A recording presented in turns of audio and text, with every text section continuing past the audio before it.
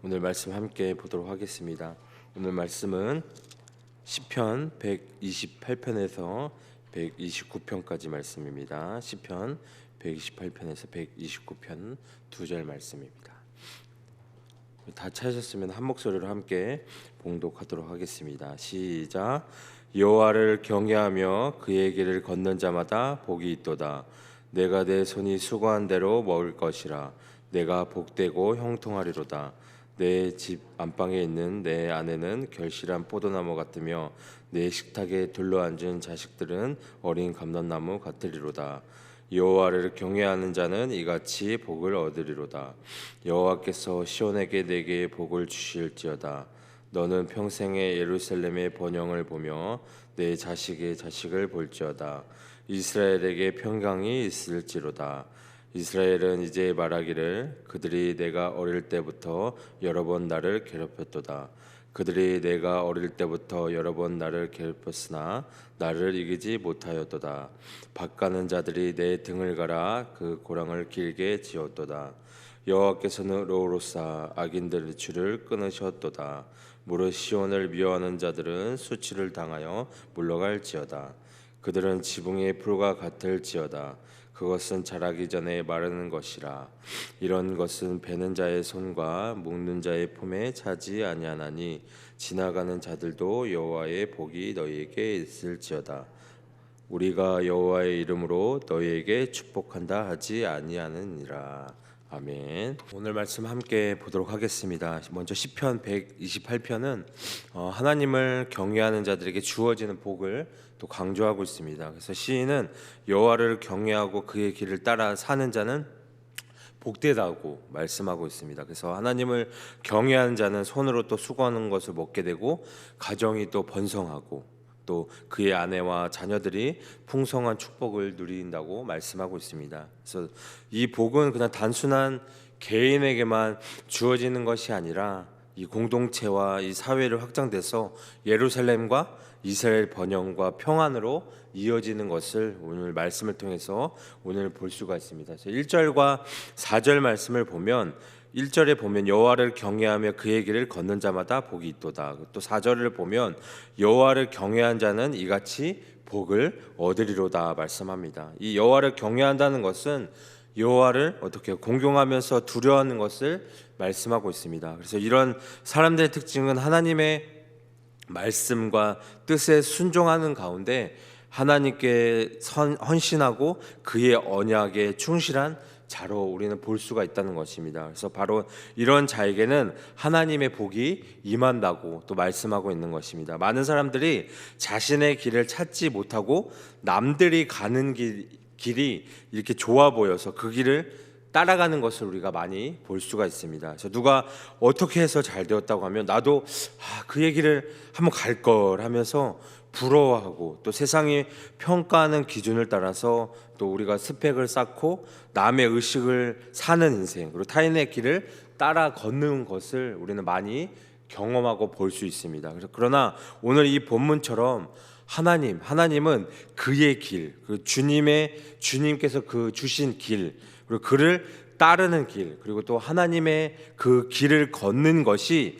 진짜 복이라고 말씀을 통해서 우리에게 말씀해 주고 계십니다. 그래서 그의 길은 좁은 길입니다. 그러나 그 길을 걷는 자마다 예외 없이 복을 받을 수 있다고 말씀하고 있는 것입니다. 2절에 보면 하나님을 경외하면 우선 하나님을 경외하는 본인이 복을 받는다고 말을 하고 있습니다. 그는 수고한 대로 먹을 것이다. 그리고 수고한 것이 헛되면 불행하다고. 이 일을 해도 보람 있는 일을 해야 한다는 것입니다. 그래서 일생을 잘못 보냈다고 하면 안 된다는 것이죠.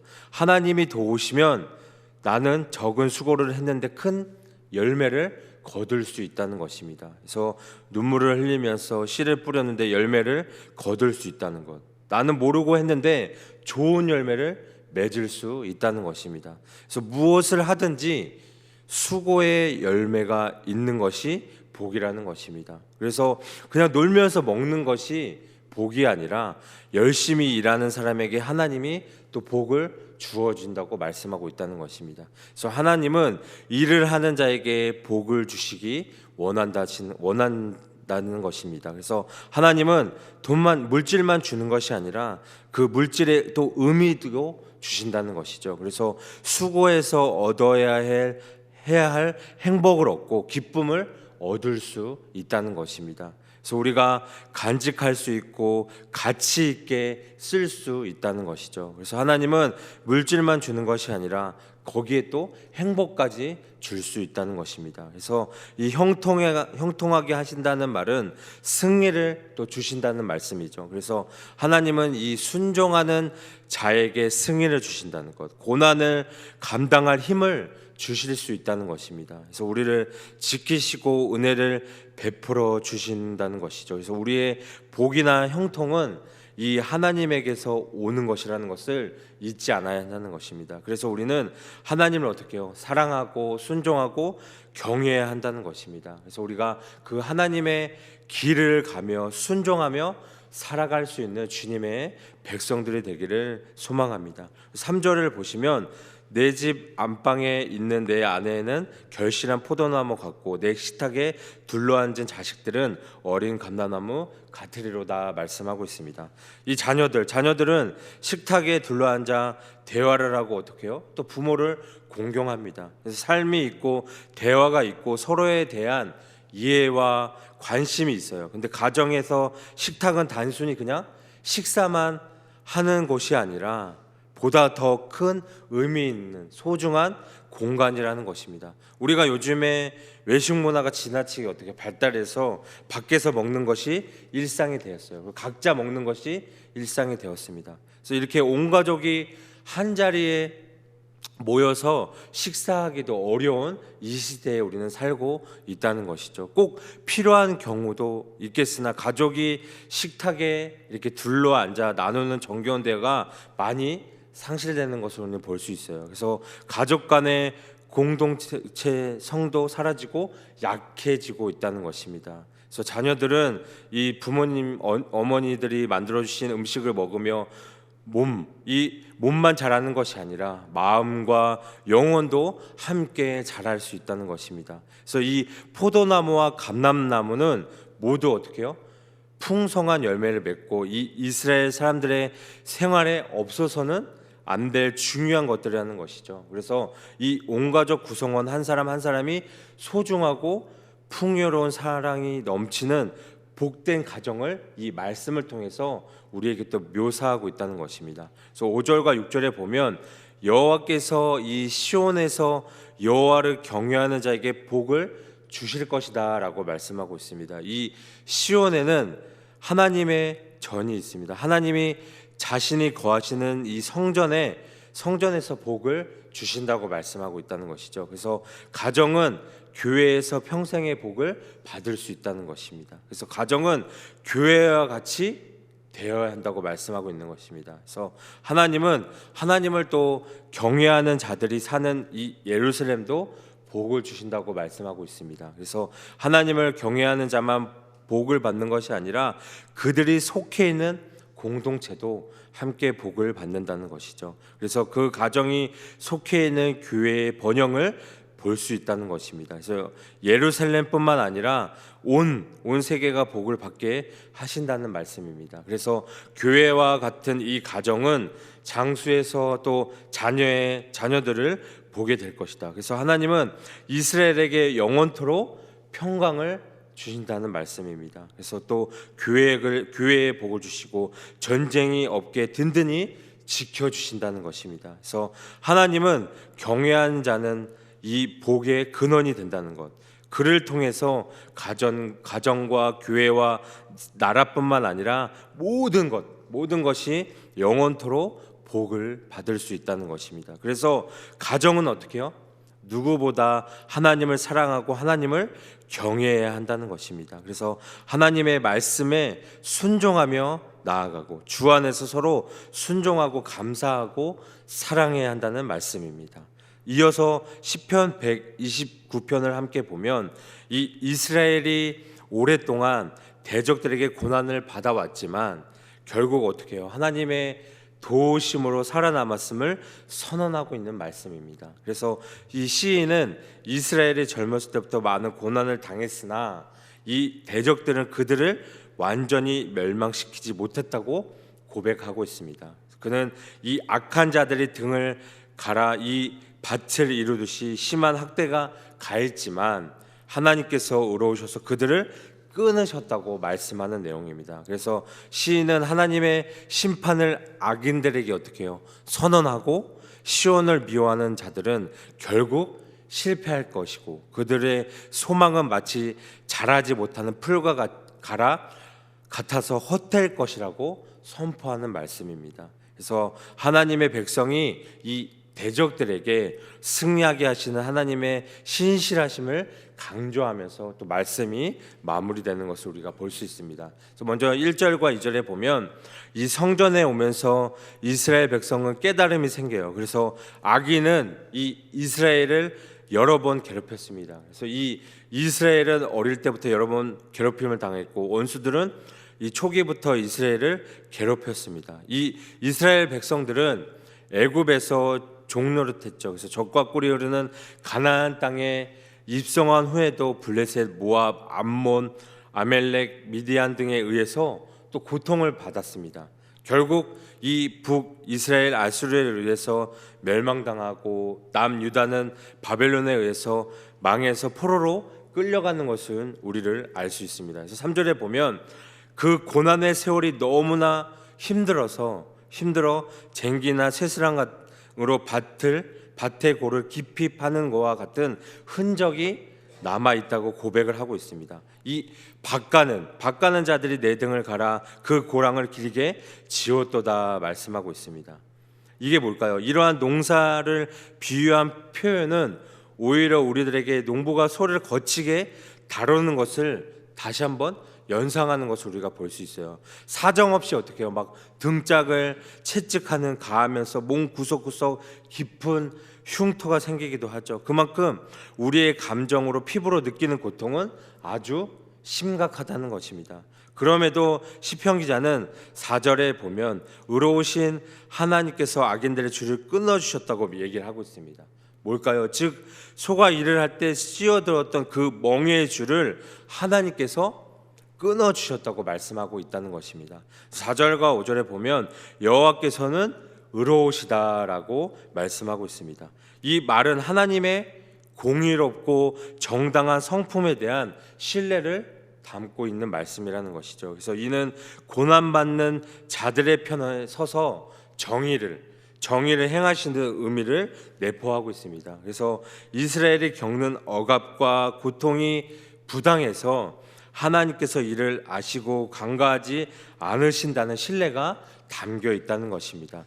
그래서 하나님께서는 악인의 줄을 끊어주신다는 것이죠. 그래서 여기서 악인의 줄을 끊으셨다라고 할 때 이 줄은 밭을 갈 때 소나 말에 씌우는 그 멍에의 줄 아니면 억압하고 소박하고 있는 줄을 의미할 수 있다는 것이죠. 3절에서 밭가는 자들이 내 등에 밭을 갈아 그 고랑을 길게 지었도다라고 표현하면서 이 이스라엘의 겪은 압제를 묘사했습니다. 그래서 4절은 그 억압의 줄을 하나님께서 끊으셨다고 선언하고 있다는 것입니다. 또 5절에 무릇 시온을 미워하는 자의 이 시온, 예루살렘과 성전을 상징하고 나아가서 이스라엘 백성을 의미하고 있다는 것입니다. 그래서 이 시온을 미워하는 자들은 곧 하나님의 백성을 핍박하고 대적하는 자들을 뜻하고 있다는 것이죠. 그래서 그들이 수치를 당하여 물러간다는 것은 계획이 좌절되고 악행이 드러나고 결국에는 어떻게 해요? 실패에 이르게 될 것이라는 뜻을 말씀하고 있다는 것입니다. 그래서 이는 비록 고난과 고통 속에 있지만 하나님의 심판과 구원에 대한 신뢰를 다시 한번 의미하고 있다는 것입니다. 그래서 고난과 고통 속에 있을 때 하나님에 대한 신뢰는 보석처럼 빛이 날 수 있다는 것을 우리에게 선포하고 있다는 것입니다. 그래서 6절과 7절에 보면 악인은 어떻게 해요? 점점 소멸될 것이라고, 지붕의 풀은 풀은 베는 자의 손에도 차지 않고 지붕에는 먼지도 있고 흙도 많이 있죠. 근데 그곳에 씨가 날아가서 풀이 나요. 햇볕이 내리쬐면 다 말라버립니다. 내버려 두어도 지붕 위의 풀은 없어집니다. 지붕 위의 풀은 다시 다 잠실 뿐이라는 것이죠. 그래서 나는 듯하지만 뿌리가 없는 것을 볼 수 있습니다. 그래서 악한 세력에 대해서 너무 크게 과정해서 생각하면 우리가 무너질 수 있다는 것이죠. 그래서 그들을 악하게 보고 장래를 보는 영적인 시각이 필요하다는 말씀입니다. 그래서 하나님의 의가 이루어진다는 확신이 필요하다는 말씀입니다. 그래서 이 바벨론, 지금은 이스라엘을 진멸할 것 같지만 어떻게 해요? 곧 무너질 것이라는 것이죠. 그래서 묶는 자의 품에 차지도 아니하고 바짝 말라서 묶을 것도 없다는 것. 그러므로서 악인을 두려워할 필요가 없다는 말씀입니다. 그래서 이 지나가는 자들도 악인에게 여호와의 복이 너에게 있을지어다 하지 않습니다. 우리가 여호와의 이름으로 너에게 축복한다 하지 않는다는 것입니다. 아무도 악인의 멸망을 동정하지 않는다는 것, 악인을 축복하지 않는다는 것입니다. 그래서 물질적으로나 많은 것으로 봤을 때 영적으로 망할 수 있다는 것이죠. 그래서 그들은 하나님의 복을 받지 못한다는 것입니다. 그래서 이스라엘을 핍박하는 자는 하나님의 심판을 받을 수 있다는 말씀입니다. 그래서 우리가 이 시대에 살면서 정말 우리가 이 기독교를 우리가 신앙생활을 하면서 우리가 핍박을 받는 것을 많이 볼 수 있죠. 경험할 수 있습니다. 그래서 우리가 이것을 핍박하는 사람들도 결국 어떻게 해요? 하나님의 심판을 받을 수 있다는 것입니다. 하나님을 믿는 자들, 우리를 핍박하는 자들도 결국 다 하나님의 심판을 받을 수 있다는 것. 그래서 우리는 어떻게 해요? 하나님과 함께 그 좁은 길을 동행할 수 있는 우리 여러분들 되기를 소망합니다. 그래서 우리가 이 세상에서 어떤 일을 감당하든지 모든 것은 어떻게 해요? 하나님의 주권에 달려 있음을 인정하는 믿음을 가져야 한다는 것입니다. 그래서 우리가 가정과 일터에서 아니면 학교, 직장, 사업에서 그리고 교회의 부흥을 위해서 우리가 어떻게 해요? 모든 활동에서 먼저 하나님께 기도하고 하나님과 친밀한 관계를 회복하고 하나님께서 주인이라는 사실, 그 주권을 인정하며 살아가야 한다는 것입니다. 우리가 핍박을 받고 고난을 받았을 때 등을 돌리고 도망가는 것이 아니라 어떻게 해요? 모든 곳에서 하나님을 위해서 활동을 멈추지 말아야 한다는 것입니다. 하나님의 주권을 인정하며 나아가는 것이 제일 중요하다는 말씀입니다. 우리가 지난 역사를 돌이켜 보면 하나님께서는 심판보다 어떻게 해요? 구원, 이 구원을 즐겨 하시는 분이라는 것을 우리는 확인할 수 있습니다.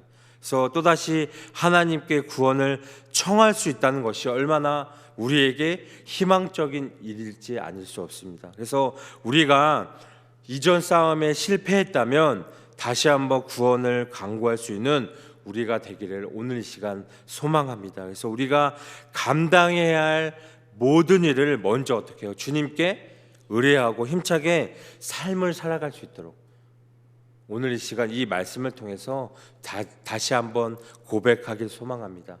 우리는 오로지 주님 한 분뿐임을 다시 한번 고백하고 주님께 주권을 인정할 수 있는 우리 여러분들 되기를 오늘 이 시간 소망합니다.